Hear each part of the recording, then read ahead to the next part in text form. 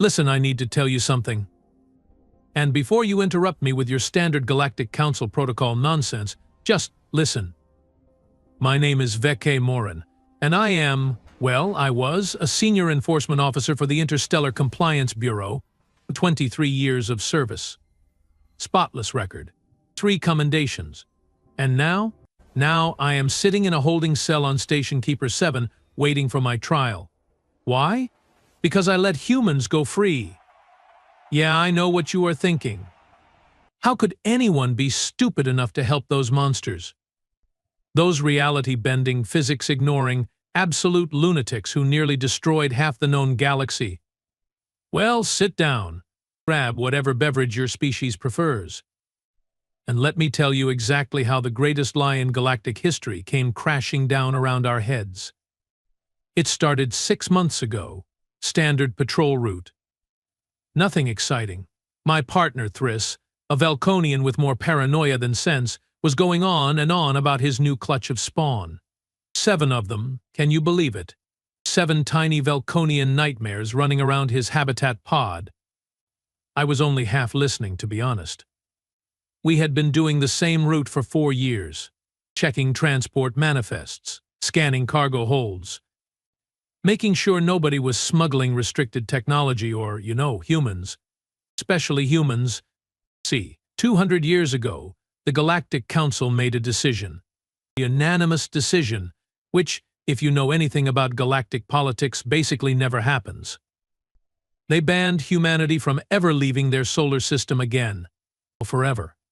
The vote was 4,000 species in favor, 0 against. Even the Merlix voted yes. And those tentacled philosophers oppose literally everything on principle. The official reason? Humanity posed an existential threat to galactic stability, order, and the very fabric of civilized space. The unofficial reason? We were all absolutely terrified of them. And yeah, I can hear you already. But Vec, humans are just another species. What makes them so scary? Oh, you sweet, naive, blessed fool. Let me paint you a picture. Humans discovered faster-than-light travel exactly 400 years ago. Not through careful study of quantum mechanics like the rest of us.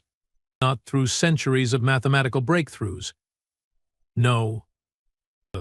A human named Marcus Webb was, and I am not making this up, trying to create a better microwave oven. He accidentally punched a hole through space-time while reheating something called leftover pizza. The man won a Nobel Prize and started the age of human space exploration because he was too lazy to cook fresh food. That should have been our first warning. Within 50 years, humans had colonized 47 star systems. They showed up to their first Galactic Council meeting wearing what they called business casual and immediately proposed 17 amendments to our trade laws, 8 of which we actually adopted because, damn it, they made sense. They were friendly, enthusiastic, weirdly obsessed with something called coffee. We thought, okay, these humans are a bit odd, but harmless enough. Then the Krell attacked. The Krell Empire had been the dominant military power for 6,000 years. 6,000 years. They had weapons that could crack planets, ships the size of moons, an army of warrior drones numbering in the trillions. When they declared war on the Galactic Council over some trade dispute I cannot even remember anymore, everyone panicked. We had nothing that could stand against them. The humans volunteered to help. The Council voted to accept. It seemed like a kind gesture from a young species. The Krell laughed. Actual audio recordings exist of Krell commanders laughing when they heard humans were joining the defense fleet. One Krell general said, "And this is documented. We will crush these apes and use their bones for toothpicks." The war lasted 6 days. 6 days. On day 1, human ships engaged the Krell fleet at the Outer Rim. Standard tactics, nothing special. The Krell pushed them back, declared victory, started celebrating. On day 2, every single Krell communication relay in 12 sectors simultaneously exploded. Nobody knew how. The humans just smiled and said something about cyber warfare and its department. Day 3, the Krell launched their planet crackers at 5 major council worlds. The weapons never arrived. They just vanished. Gone. To this day, nobody knows where they went. The humans suggested we check the dark matter readings and moved on. Day 4. The entire Krell High Command woke up to find themselves on a human colony ship, in their pajamas, with a note that read, "We could have killed you in your sleep. Choose peace." The note was written in crayon. Crayon! Days 5 and 6 were just cleanup. The Krell surrendered. Completely. Unconditionally. They dissolved their empire, joined the council as a junior member, and their former emperor now runs a successful pottery business on a human world called Vermont. He seems happy, honestly. You would think the council would be grateful, right? Wrong. We were petrified. Because nobody, and I mean nobody, could figure out how the humans did any of it. Our best scientists studied the battles for decades. Nothing. The technology should not work. The tactics should not work. Half of what humans did violated known physics. When we asked them to explain, they just shrugged and said things like we got creative or tried something different, or my personal favorite, Jeff from accounting had an idea during lunch. Who is Jeff? Why does accounting have military ideas? What is lunch? These questions haunted the council for years. So investigations happened. Deep, thorough, borderline paranoid investigations into human society. And what did we find? Well, this is where it gets truly disturbing. Humans are insane. Clinically, medically, certifiably insane by every psychological metric we have. Their planet, Earth, is a death world. And I do not mean that in the casual sense. I mean, it is literally classified as a Class 12 death world, the highest possible rating. The gravity is crushing. The weather is bipolar. The wildlife actively tries to murder anything that moves. There are tiny organisms called bacteria that can kill you, plants that are poisonous, water that falls from the sky with enough force to hurt, entire sections of their planet that are just on fire or frozen or covered in acid water. And humans? They love it. They call it home and get emotional about it. They have something called nostalgia, where they actively miss terrible things that happen to them. Every human hobby is either trying to die in interesting ways or preventing death in creative ways. They throw themselves out of aircraft for fun. They climb mountains that kill regularly. They invented hundreds of ways to make food spicy, which means painful, because they enjoy pain in their meals. They keep carnivorous animals as pets and call them good boys. Their literature is full of stories about monsters, disasters, and apocalypses. Their music ranges from peaceful melody to aggressive noise that causes hearing damage. Their art includes paintings of war, suffering, and something called abstract expressionism that I still do not understand. They watch fictional stories designed to make them cry, laugh, or scream, sometimes all at once. But here is the thing that really got us. Humans bond with anything. Literally anything. They will form emotional attachments to robots, to plants, to random rocks they found on the ground. There are documented cases of humans befriending their enemies, adopting dangerous alien species as family members, and feeling sad when their mechanical vehicles stop working. One human we interviewed kept a pet rock for 30 years and cried when it was accidentally thrown away. It was a rock. It did nothing. The human still mourned it. This is a species that looks at the universe and decides everything in it deserves love, protection, or at minimum, a funny nickname. So the council made a choice. If we could not understand humans, and we could not control humans, and humans were clearly capable of ending any threat in the galaxy with whatever impossible nonsense they would come up with next, then we needed to contain them. The vote passed.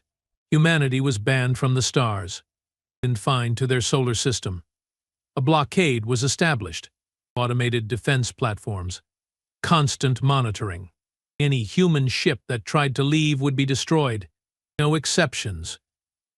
The human government protested, obviously. But here is the thing about humans. They are also deeply, weirdly, obsessed with playing by the rules when it suits them. They argued. They debated. They submitted formal complaints. And then, when the vote was final, they just stopped. They went home. They stayed in their solar system. For 200 years, humanity obeyed the ban. Oh, sure, we detected some unusual readings now and then. Strange energy signatures. Odd transmissions. But no ships crossed the boundary. No violations. They seemed to accept their fate. We should have known better. Because 6 months ago, my entire understanding of reality got shattered. We were inspecting a Torgalian freighter. Routine stuff. Thriss was scanning the cargo bay while I checked the manifest. Everything looked normal. Too normal, actually. The captain was nervous. But Torgalians are always nervous. It is their default state. Then Thriss found something. A crate. Unmarked. Shielded. When we opened it, inside were 6 humans. Just sitting there. Playing cards. Drinking coffee. One of them looked up at us and said, "Oh, hey there! You guys need to see some identification, or?" I nearly shot him on reflex. Thriss did shoot him, actually. Stun blast, center mass. The human just looked down at his chest, where the stun mark was glowing, and said, "Oh, rude." Then he stood up. He should not have been able to stand up. Velconian stun weapons can drop a Krell warrior instantly. This human just brushed it off and pulled out what looked like a data pad. "Name is Marcus Webb Jr.," he said, smiling. "Yes, related to that Marcus Webb.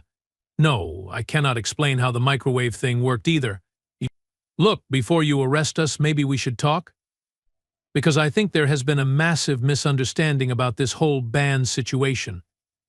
I should have called it in immediately, followed protocol.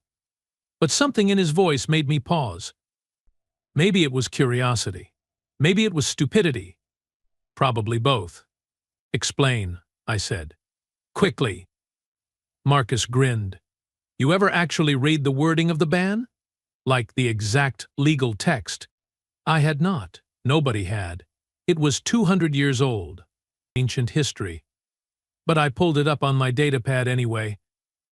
The ban specifically stated that humanity was prohibited from leaving their solar system using faster-than-light travel. Using faster-than-light travel. "Oh no! We are not using FTL," Marcus said cheerfully. "We are using something else. Something way better. Something we invented about 150 years ago. Want to see?" He did not wait for an answer. He tapped his datapad, and suddenly the cargo hold was full of humans. Not 6, hundreds, thousands. They just appeared. Teleportation, but not like any teleportation technology we knew. No energy signature, no quantum displacement. They were just there like they had always been there, like reality hiccuped and forgot they were supposed to be somewhere else. "We call it skip drive," Marcus explained. "Technically not FTL. We are not moving faster than light. We are just skipping the distance. Like jumping over a puddle instead of walking through it. It's totally different." Thriss made a noise that I can only describe as existential despair. I understood completely. "How long?" I asked. "How long have you been out here?" "Oh, about 140 years, Marcus said casually. "We have colonies on 6,000 worlds now. Maybe 7,000? I lose count. We have been trading with other species under assumed names, sharing technology, making friends. Turns out, when you are not labeled as the scary murder species, people actually like us." "Who knew?" I stared at him. 6,000 worlds. Give or take. "And nobody noticed?" Marcus shrugged. "We are good at blending in. Plus, we help, like genuinely help. We cure diseases, build infrastructure, teach agriculture. We figured if we were going to break the ban, we might as well make the galaxy better while we were at it." "Oh. And we have been monitoring the Council the whole time, making sure nothing like the Krell happens again. You are welcome, by the way." My brain could not process this. It was too much. You have been protecting us? Someone has to, one of the other humans said. A woman, tall, with kind eyes. Her name tag read Emily Grant. Look, we know the council is scared of us. We get it. We are weird. We do not make sense, but we are not your enemy. We never were. Then why hide, I demanded. Why the deception? Marcus looked sad. Because you banned us. Not for what we did, but for what you thought we might do. But that hurt, Vec, it really hurt. So we figured, okay, if you do not want us as ourselves, we will be someone else. Problem solved. Except it was not solved. It was a disaster. If this got out, the council would panic. Wars would start. Species would take sides. Everything would collapse. Thriss looked at me. I looked at the humans. And Marcus said something that changed everything. You could let us go. Forget you saw us. We will keep doing what we have been doing. The galaxy stays peaceful. Everyone wins. Or, I asked, or you report this, the truth comes out, and things get complicated. Really complicated. We would rather avoid that. But if we have to prove we deserve to be here, we will. His smile did not reach his eyes. And nobody wants that. It was not a threat. Not exactly. But the implication was clear. If pushed, humans would push back. And we had already seen what they could do when they were motivated. I made my choice. Go! Get out of here! I never saw you. Marcus nodded. Thank you. And Vec, when this all comes out, and it will eventually, remember that we tried to do this the peaceful way first. They vanished. All of them. Gone. The cargo hold was empty again. Thriss reported me. Said I was compromised. Maybe he was right. But I stand by my decision. Because 3 days later everything changed anyway. But the humans revealed themselves. All at once. Every colony, every station, every hidden outpost. They broadcast a message to the entire galaxy. It was not a declaration of war. It was an invitation. To talk. To negotiate. To finally, after 200 years, have an honest conversation. The council is meeting now, deciding what to do. Some want war. Some want peace. Some just want to understand. Me? I am waiting for my trial. But honestly, I am not worried. Because if humans taught me anything, it is this. They do not need permission to be amazing. They never did. And the galaxy is about to learn that lesson the hard way. Or maybe, if we are lucky, the easy way. We will see. So, where was I? Oh, right. Sitting in a cell, waiting for my trial. Watching the galaxy lose its collective mind. Let me tell you, the first 48 hours after the human broadcast were absolutely spectacular. And by spectacular, I mean catastrophic. And by catastrophic, I mean hilarious. Well, hilarious now. At the time, I thought we were all going to die. The Galactic Council emergency session lasted 16 hours straight. 16 hours of screaming, accusations, threats, and at one point actual furniture throwing. The delegate from Proxima 4 launched a chair at the Andromedan representative. It missed and hit a lighting fixture. The whole thing was broadcast live across every channel in known space. My cellmate, a small-time smuggler named Rin who got caught selling expired ration packs, kept giving me updates through the wall monitor. They are voting on military action now, he would say. Or the Velconian ambassador just fainted. Or my favorite, someone started a betting pool on how long until humans show up uninvited. Turns out it was 43 minutes. The humans did not even wait for an invitation.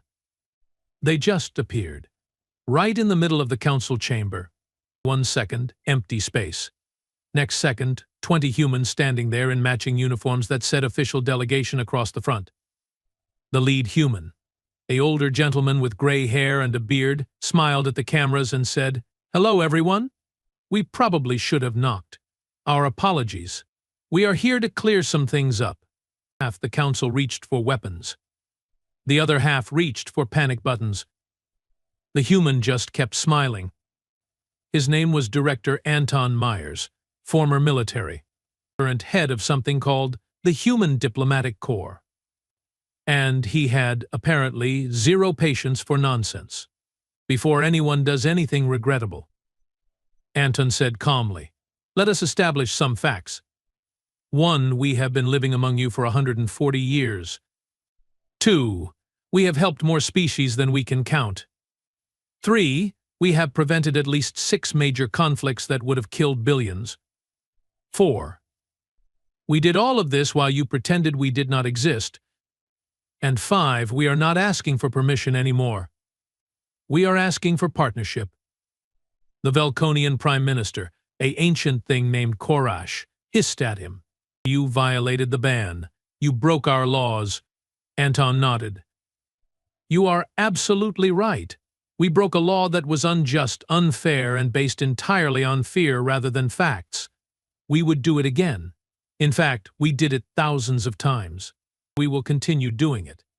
Because you do not get to imprison an entire species for crimes they might commit someday." "You are dangerous," someone shouted from the back. "Of course we are dangerous," Anton agreed. "So are you. So is everyone with technology, weapons, and ambition. The question is not whether we are dangerous. The question is, what do we do with that danger? Do we use it to help? To build? To protect? Or do we let fear turn us into exactly the monsters you accused us of being?" Silence. Complete, total silence. You could have heard a pin drop, if anyone still used pins for anything. Then a voice spoke up, young, uncertain. It came from the Mrlik section. "What do you want from us?" Anton turned to face the speaker. "Honestly, we want what we have always wanted. To explore, to learn, to make friends, to be part of this amazing, beautiful, complicated community you have built. We want to share what we know and learn what you know. We want our kids to grow up meeting aliens and thinking that is normal. We want to argue about trade agreements and cultural exchanges like civilized beings instead of hiding in shadows like criminals. And if we refuse," Korash demanded. Anton's smile did not waver. "Then we keep doing what we have been doing, living on our colonies, helping our neighbors, ignoring your ban. But we would prefer option 1, honestly. Paperwork is so much easier when it is legal." I watched this whole thing from my cell, and I could not stop laughing. Rin thought I had lost my mind. Maybe I had. But it was just so perfectly human. They sneak around for over a century, build a secret empire, eat, and then casually stroll into the council chamber like they are late for a meeting and ask if we can all just get along now. The audacity. The sheer, unbelievable audacity. The council voted to recess for deliberations, which meant they needed time to panic privately instead of publicly. Anton and his team just waited. They pulled out chairs that they brought with them, somehow, and sat down. One of them started reading a book, an actual physical book. Another pulled out a container of food and started eating. "Are they having lunch?" Korash sputtered. "Dinner, actually," Anton corrected. "We skipped lunch dealing with a pirate situation near Sector 19. You are welcome for that too, by the way. They were planning to raid one of your cargo routes next week. We convinced them to retire instead. My trial got postponed. Obviously, the entire legal system was in chaos. Nobody knew what laws applied anymore. If humans had been here for decades, did that mean all their activities were retroactively legal? Were there contracts that needed reviewing? Trade agreements that were actually human fronts? The lawyers were having a field day. Triss visited me on day 3. He looked terrible. His scales were dull, his eyes were tired, and he had lost weight. "I am sorry," he said quietly. "For what?" I asked. "For reporting you. I thought I was doing the right thing, following protocol. But maybe protocol was wrong." I shrugged. "You did what you thought was right." "I did what I thought was right. That is all anyone can do." He sat down heavily. My spawn asked me about the humans. They saw the broadcast. They wanted to know if humans are really as scary as the stories say. What did you tell them? I did not know what to tell them, so I looked up human entertainment. I thought maybe that would help me understand. He paused. They have an entire genre of stories about befriending aliens. It is called science fiction. They write thousands of stories about meeting us, learning from us, working together. They have been dreaming about this for centuries. And that hit me harder than I expected. Yeah? Yeah, and in most of their stories we are the ones who are scared. We are the ones who do not understand. They just want to be friends. He looked at me. We imprisoned an entire species for wanting to be friends. The weight of that statement hung between us. On day 5, something unexpected happened. The smaller species started speaking up. The ones who did not have military power or major influence in the council. They came forward with stories, testimonials, evidence. A Torgalian farmer talked about how a human engineer, going by the name Jax Turner, helped his community build an irrigation system that saved their crops.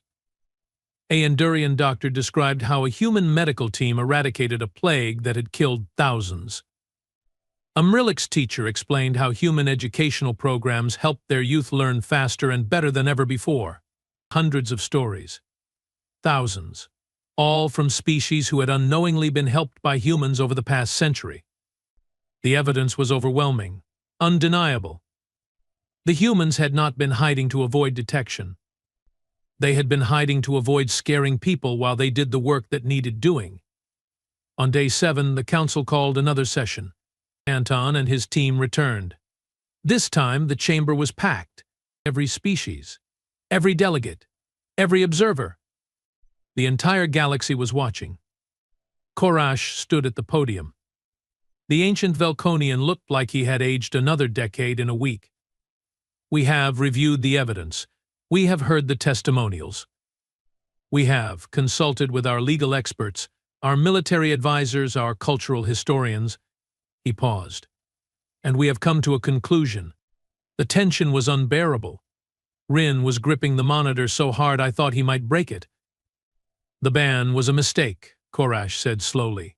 A mistake born from fear. A mistake that we, in our arrogance, believed was justified. We were wrong. Anton did not react. He just waited. However, Korash continued, simply lifting the ban is not enough. What you did, operating in secret, deceiving the council, violating our laws, cannot be ignored. There must be consequences. I felt my heart sink. Here it comes. The punishment. The retaliation. Therefore, Korash said, we propose the following. Humanity will be granted full membership in the Galactic Council with all rights and responsibilities therein. In exchange, you will submit to a full audit of your activities over the past 140 years. You will identify every colony, every operation, every individual who participated. You will make reparations where harm was caused. And you will work with us to establish new protocols to ensure this never happens again. Anton stood. And our people who are currently living on those colonies, the families who have built lives there, they stay, Korash said. We will not punish children for the actions of their ancestors. The colonies remain. But they must be registered, regulated, and integrated into galactic law. Our technology, the skip drive and everything else, will be reviewed by a joint committee, humanity and council together. We will not demand you share everything, but we need to understand what you have for everyone's safety. Anton looked at his team. They nodded. He turned back to Korash. We accept, on one condition. The chamber went silent again. We want Veke Morin released. Immediately, with a full pardon. His actions saved lives, possibly prevented a war. He deserves recognition, not punishment. I almost fell off my bench. Me? Why me? Korash actually smiled. It was not a pleasant smile. Velconians have too many teeth for that. but it was genuine. Already done. The pardon was signed this morning. Vek Morin is a free being. The chamber erupted in noise. Cheers. Arguments. Shouts. The humans just grinned. Anton gave a small salute toward the camera, like he knew I was watching.